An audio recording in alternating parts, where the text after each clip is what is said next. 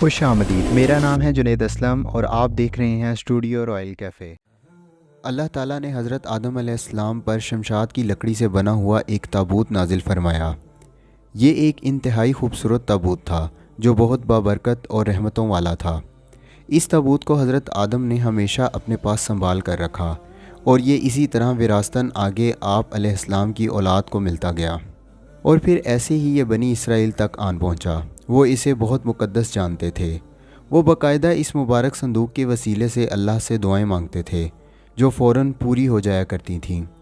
جب کبھی بنی اسرائیل کے لوگ بے چین یا خوف زدہ یا کسی آفت کا شکار ہو جاتے تو وہ اس صندوق کے پاس آ جاتے اور اس سے ان کے دلوں کو سکون عطا ہو جاتا، وہ بیماری ختم ہو جاتی اور خوف دور ہو جاتا۔ اسی وجہ سے وہ اس صندوق کو تابوت سکینہ کہنے لگے۔ اس تابوت سکینہ میں حضرت موسیٰ علیہ السلام کا عصا اور ان کی مقدس جوتیاں، حضرت ہارون علیہ السلام کا امامہ، حضرت سلیمان علیہ السلام کی انگوٹھی، تورات کے اصل نسخے اور من و سلوہ وغیرہ موجود تھا۔ جب بنی اسرائیل کے لوگ سرکش اور گناہوں میں ڈوب گئے اور خدا کی نافرمانیاں کرنے لگے تو اللہ نے ان پر ان کے دشمنوں کے ذریعے عذاب مسلط کر دیا۔ اللہ نے ان پر قوم عمالقہ کو مسلط کر دیا جنہوں نے بنی اسرائیل کی اینٹ سے اینٹ بجا دی، ان کی ہر شے کو برباد کر دیا، شہروں کے شہر تباہ کر دیے۔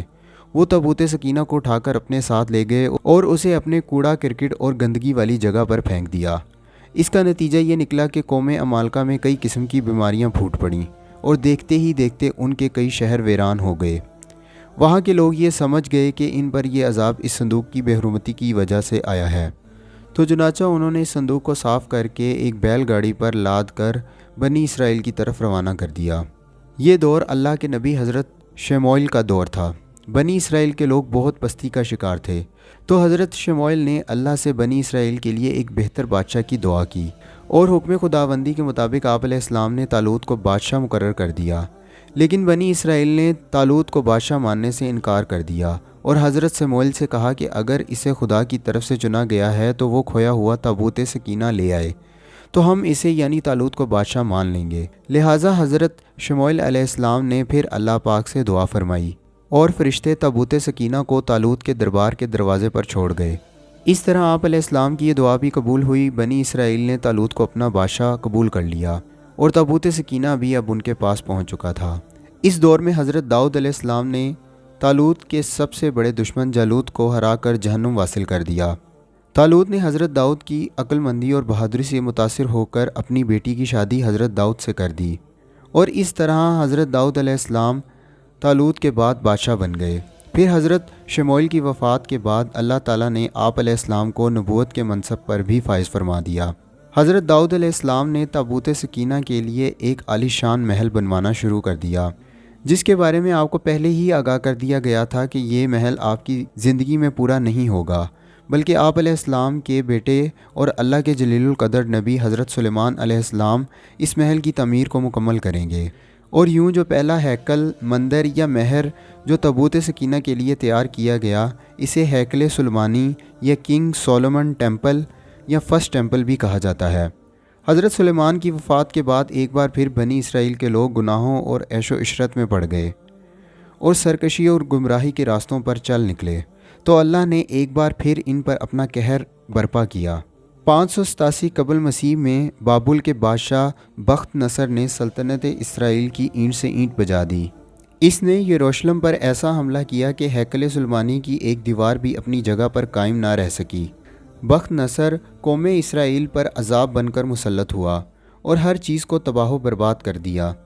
اس دور میں ہی تابوت سکینہ ایسا غائب ہوا کہ پھر آج تک واپس نہ آیا اور نہ ہی کسی کو مل سکا، اور یہودیوں کو ان کی سلطنت سے بھی نکال دیا گیا۔ 70 سال بعد ایرانی فاتح سائرس نے یہودیوں کو دوبارہ یروشلم میں آنے اور ہیکل دوبارہ تعمیر کرنے کی اجازت دے دی۔ یہودیوں نے شاندار انداز میں دوبارہ ہیکل سلیمانی کو تعمیر کیا۔ یہودی مورخین کے مطابق ہیکل کی یہ دوسری تعمیر بھی تقریباً 430 سال تک قائم رہی، اور اس تمام عرصے کے دوران بھی گمشدہ تابوت سکینہ کو واپس تلاش نہیں کیا جا سکا۔ 70 عیسوی میں جب یہودیوں نے رومن امپائر کے خلاف ناکام بغاوت کر دی تو رومن حکمران ٹائٹس نے شہر یروشلم کو جلا کر خاک کر دیا۔ اس خوفناک جنگ میں 1.5 لاکھ سے زائد یہودی مارے گئے۔ کوئی بھی یہودی یہ بتانے کے لیے بھی زندہ نہ بچا کہ آخر ہیکل سلیمانی کے ساتھ کیا ہوا۔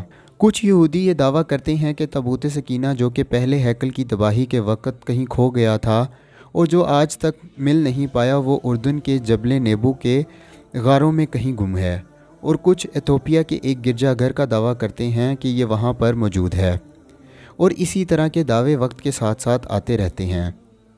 دوسرے ہیکل کی تباہی کے بعد یروشلم سے مکمل طور پر یہودیوں کا خاتمہ کر دیا گیا، یا انہوں نے وہاں سے بھاگ کر اپنی جانیں بچائیں اور دنیا کے مختلف حصوں میں جا کر گروہوں کی شکل میں آباد ہو گئے۔